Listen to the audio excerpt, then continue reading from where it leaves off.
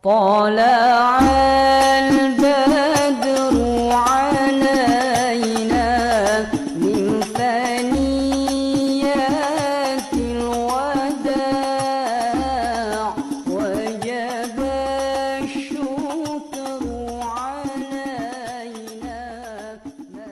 Assalamualaikum warahmatullahi wabarakatuh. Hamdan syukran lillah. Wallahu fi kitabil karim laqad kana lakum fi rasulillahi uswatun hasanah al-ayah. Qala Nabi sallallahu alaihi wasallam, innama bu'istu liutammima makarimal akhlak. Yang saya hormati kepada seluruh keluarga besar SD Islam Siti Hajar, pertama kepada Bapak Taufik Ismail selaku Kepala SD Islam Siti Hajar, semua Dewan Guru SD Islam Siti Hajar yang saya hormati, kepada Bapak Ibu wali murid serta anak-anakku yang soleh dan solehah. Alhamdulillah, pertama-tama marilah anak-anakku kita panjatkan rasa puji dan puja syukur kehadirat Allah Subhanahu wa Ta'ala, yang mana pada tahun ini, pada tahun ajaran ini, kita semua masih diberikan kesempatan umur panjang, kesehatan, kenikmatan iman Islam, sehingga pada tahun ini kita semua dapat memperingati peringatan besar Maulid Nabi besar Muhammad Sallallahu Alaihi Wasallam, yang mana mudah-mudahan dengan memperingatan Maulid Nabi besar Muhammad Sallallahu Alaihi Wasallam ini, kita semua bisa mengambil hikmah, bisa menjadikan suri tauladan beliau Rasulullah Sallallahu Alaihi Wasallam, dan mudah-mudahan di tahun ini dengan akhlak Rasulullah, dengan kesempurnaan akhlak Rasulullah, menjadikan yaitu tuntunan bagi kita semua, menjadikan penambahan iman, peningkatan ketakwaan kita kepada Allah Subhanahu wa Ta'ala. Amin amin ya rabbal alamin. Yang kedua kalinya, sholawat serta salam tak lupa kita limpahkan kepada baginda aku Muhammad Sallallahu Alaihi Wasallam, yang mudah-mudahan kita semua kelak di hari yaumil akhir, kita semua diakui oleh umat beliau Rasulullah Sallallahu Alaihi Wasallam, sehingga insya Allah kita semua masuk ke surganya Allah Subhanahu wa Ta'ala. Amin amin ya rabbal alamin. Yang ketiga kalinya, alhamdulillah anak-anakku semuanya, untuk di tahun ini kita semua dapat memperingati kelahiran Nabi, atau sering disebut Maulid Nabi besar Muhammad Sallallahu Alaihi Wasallam.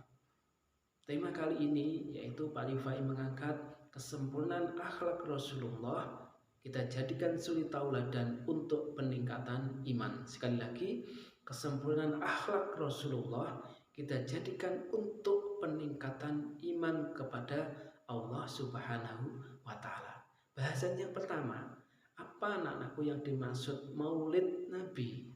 Maulid Nabi secara bahasa artinya adalah kelahiran Rasulullah Shallallahu Alaihi Wasallam.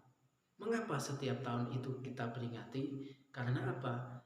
Beliau Rasulullah Shallallahu Alaihi Wasallam satu-satunya manusia yang paling sempurna, yang diutus oleh Allah Subhanahu wa Ta'ala, yang menjadi utusan penyempurna semua nabi, penyempurna semua syariat-syariat agama yang diwahyukan oleh Allah Subhanahu wa Ta'ala. Makanya pada anak-anakku yang soleh-solehah, untuk tahun ini yaitu peringatan Maulid Nabi besar Muhammad Sallallahu Alaihi Wasallam, marilah anak-anakku kita teladani akhlak Rasulullah, akhlakul karimah, akhlak mulia beliau Rasulullah Sallallahu Alaihi Wasallam.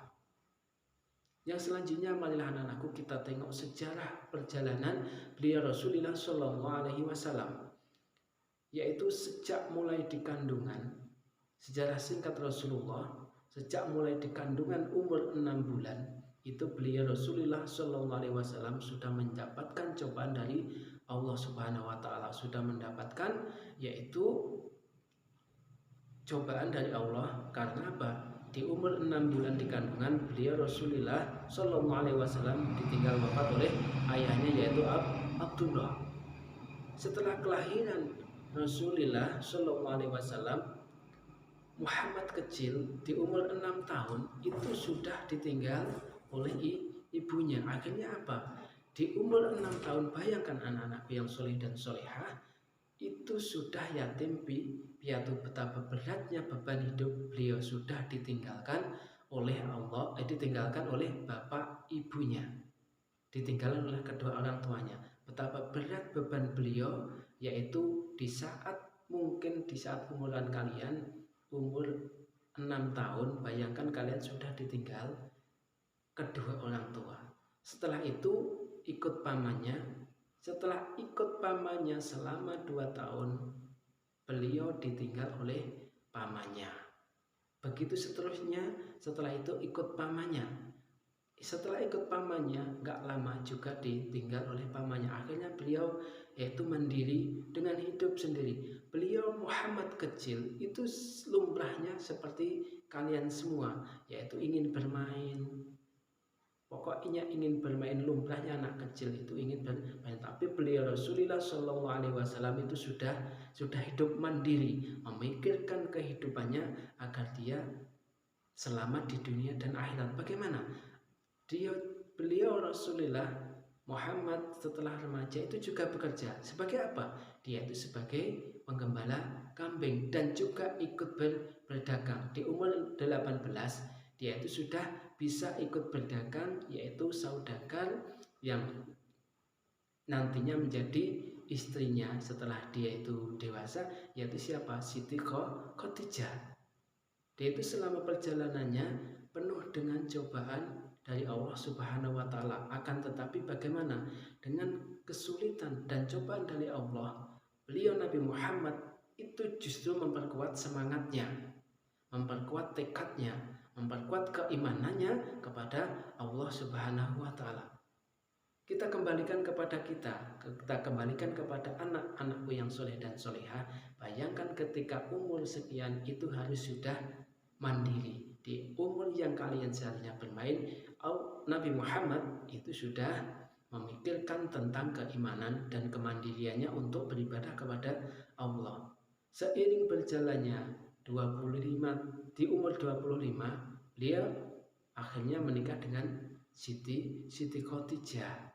Tak lama kemudian di umur 40, langsung saja anakku, di umur 40 dengan keimanan dan keteguhan hatinya dan kesabaran dan ketakwaan Rasulullah Shallallahu Alaihi Wasallam, di umur 40 tahun akhirnya beliau diangkat menjadi Rasul. Dalam perjalanannya menjadi Rasul, dakwahnya itu tidak mudah, selalu mendapatkan cacian, selalu mendapatkan cobaan dari orang-orang kafir Quraisy. Beliau dilempar batu, dicaci maki, dilempar kotoran unta. Beliau tapi tidak pernah marah. Beliau tidak pernah membalas, justru mendoakan kepada orang-orang kafir, mudah-mudahan segera beriman kepada Allah Subhanahu wa Ta'ala. Dengan kesabaran, keteguhan hatinya, dengan ketakwaannya, tawakalnya, beliau tidak pernah mengeluh. Sama sekali dalam umur beliau Rasulullah Shallallahu Alaihi Wasallam tidak ada kata mengeluh. Begitu juga dengan anak-anakku yang soleh dan solehah. Di saat kalian menjalankan kewajiban kalian sebagai pelajar, kalau ada tugas dari bapak ibu guru, tetap jalankan dengan sebaik mungkin. Jangan sampai kalian mengeluh. Contoh akhlak Rasulullah, contoh akhlak mulia Rasulullah Shallallahu Alaihi Wasallam.